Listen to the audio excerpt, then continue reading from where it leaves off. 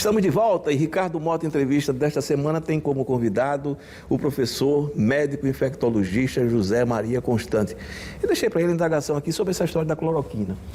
E eu dizia, professor, acho que a gente gasta muito tempo, né, e verbo com a cloroquina, mas me parece que essa termina sendo uma questão central a partir do momento que se apregoa que existe um tratamento precoce e isso dispensaria a vacina. O senhor acha que é por aí? Não, absolutamente não. Esse problema da cloroquina começou ano passado, eu até admito que se começasse, pois no começo da pandemia se sabia pouca coisa, e um cidadão, me parece que nacionalidade francesa, não sei bem. É francês. Ele fez uma experiência em laboratório com cloroquina. Não sei por que ele teve essa ideia, porque cloroquina é uma droga tradicional para o tratamento de malária e os nossos colegas reumatologistas utilizam muito, como imunomodulador e grupos, com eficácia, né? Tudo bem, mas tem sua indicação. Mas ele teve essa ideia e fez uma experiência em laboratório, só que ele teria usado uma dose 17 vezes superior a que poderia ser utilizado em vivo. Ó. Ora, in vitro você coloca lá no laboratório, você coloca a quantidade que você quiser, você sufoca, você mata o vírus de sufoco. Então ele teria publicado o seu trabalho e naturalmente foi uma esperança. Então eu admito que no começo logo da pandemia se tentasse utilizar. Mas quando essa terapêutica começou a ser contestada, aí sim, vem a comprovação da sua falta de utilidade. Foi feito por gente séria, no Reino Unido, por exemplo, um trabalho, é o chamado um estudo em duplo cego, né? Então, para aquelas pessoas que não são da área de saúde e que possam entender melhor a coisa, vamos supor, são selecionadas 100 pessoas com Covid. Formas leves, naturalmente, porque não se vai fazer isso com pessoas que estão hospitalizadas. Pessoas declaradamente e comprovadamente com Covid, 100 pessoas. 50 receberam cloroquina, 50 receberam paracetamol ou qualquer coisa, sintomático. Agora, sem nenhum grupo saber o que é que estava recebendo. A conclusão que se chegou nesse estudo duplo cego no Reino Unido é que o resultado era o mesmo, ou seja, tanto fazia dar cloroquina como não dar cloroquina. Aí pode-se então interrogar, então como é que as pessoas conseguiam ultrapassar? Ou seja, como é que essas pessoas conseguiam ficar curadas? Se não era a cloroquina ou se não era lá o placebo, o paracetamol. O que acontece é o seguinte, é preciso lembrar, relembrar, se houvesse a palavra trelembrar, nós trelembraríamos de que está criada. Este vírus, ele tem alta infectividade e baixa patogenicidade. É incrível isso, a gente dizer isso com quase 500 mil mortes no Brasil.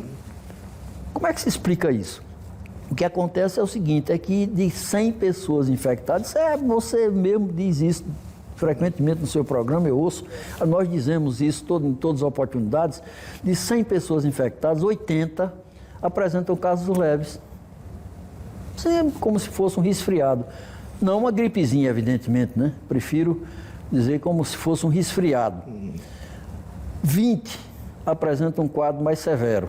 Isso, estatística, é como dizia o senador Teotônio Velho, o pai, é menino de recado, né? Você faz o que quiser com ela. Os números torturados revelam qualquer coisa. Então 20 apresentam um quadro mais severo. E desses 25, tem quadro grave. E é exatamente nesse contingente de 5 que as pessoas morrem. Ora, por que é que nós dizemos que a alta infectividade e baixa patogenicidade? Por esse motivo. 80 terão casos leves que vão curar com ou sem medicamento.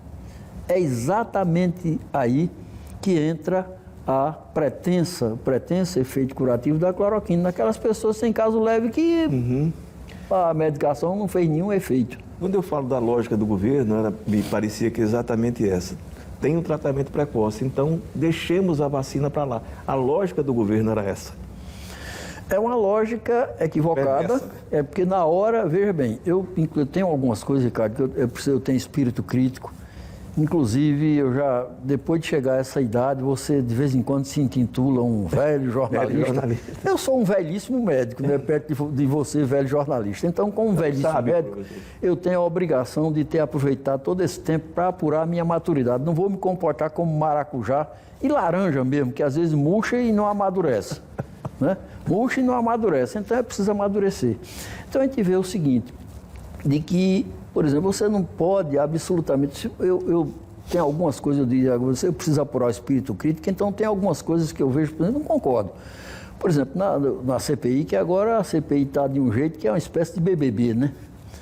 Você vem, de qualquer maneira, sintoniza ali na Rádio Senado, fica ouvindo aquele negócio todo. Eu vi uma coisa interessante, um médico interpelando uma médica também lá, e ele dizia o seguinte, por sinal, até eu achei que ele foi assim um tanto rude e grosseiro, ele não precisaria aquilo, não. Ele disse o seguinte, como é que a senhora, que é médica, concebe que uma droga que tem ação contra protozoário possa agir contra vírus? Pode. Existe uma droga chamada nitazoxanida que tem ação sobre rotavírus. Então, nada impede.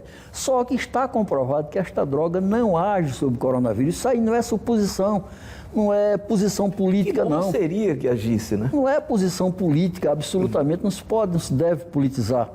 Terapêutica, absolutamente não. Então, veja bem, por exemplo, a gente vê um cidadão que eu tenho uma admiração muito grande, o cidadão que criou o hemograma, é chamado hemograma de Schilling.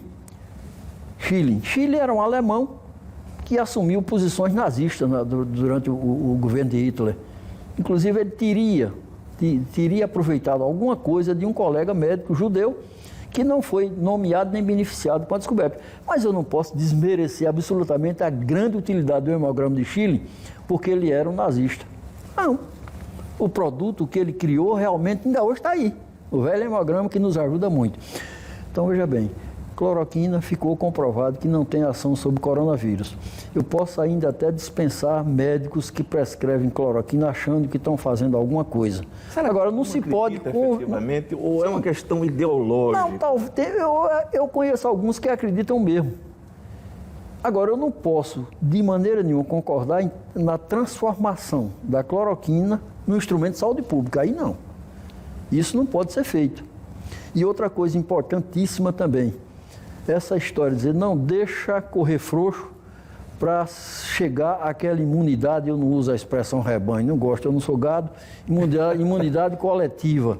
Isso é perigoso, porque é o seguinte, na hora que você deixa a coisa, usando a expressão correr frouxo, para vamos todo mundo se contaminar, minha gente, que é para estabelecer a imunidade de toda a população, muita gente morre. Quem é que vai morrer? O problema é esse. O problema é esse. Quem é que vai morrer? Pode ser uma pessoa minha, sua, pode ser uma pessoa daquele que apregou a tal imunidade coletiva. Então, eu veja bem, eu não vou demonizar a cloroquina. Eu não concordo, não prescrevo. Agora, não concordo, isso sim, em ela ser transformada numa política de saúde pública, absolutamente não. Em detrimento da vacinação, cuja eficácia está comprovada, não é só em coronavírus não, minha gente.